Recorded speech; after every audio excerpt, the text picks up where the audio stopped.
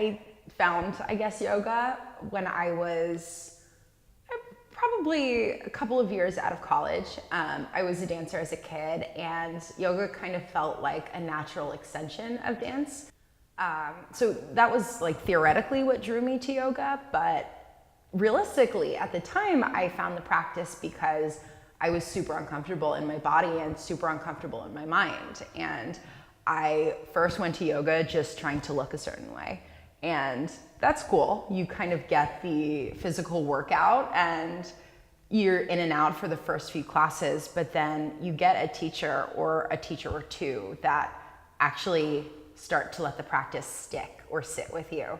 And so I was fortunate enough to find some really good studios that took yoga from being a physical practice for me to an entirely mental, emotional, spiritual, whole body practice. And once that started to click in a real way, that was when I knew, okay, this is something that it's not just a class I go to once a week. This is a way of life. This is important. I guess I started actually at another donation-based studio up in San Francisco called Urban Flow Yoga, which is no longer there.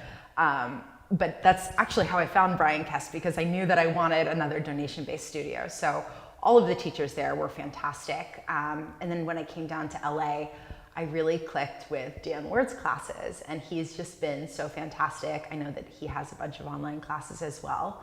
And then as I started to mature in my practice and just in my personal space, I also really sought out like strong, whole women. And Mia Togo, who's a teacher over at Yoga Works, has just been an incredible influence on my life. And the work that she's taught and is teaching me has just been something that words can't really express. But when I think of my major yoga influence, I think her, I think Dan, I think Brian.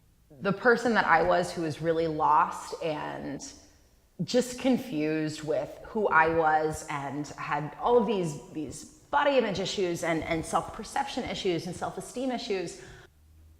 I needed yoga to teach me to love myself from the inside out. And that's been so profound. And if I can do anything for any of my students, it's just to start there. Like, yes, there's physicality and there's alignment and there's cues and all of these things that we kind of get caught up in and worry about. But when you strip all of that away, you're still left with just you. So that's my goal, is to teach my students and the people my students then interact with to love themselves. And it all starts with just focusing in on what you need, listening, actually observing, honoring what you're listening to. When I first started, I was highly competitive. I think that my practice has evolved the more I've been able to infuse self-love into what I'm doing and actually be in my body to listen to what I need. So it's funny because it goes hand in hand. The more you listen to yourself and back off, the more other doors start to unlock physically and emotionally. So sure, like I'm probably more flexible, I'm definitely stronger, and like that's cool, fine.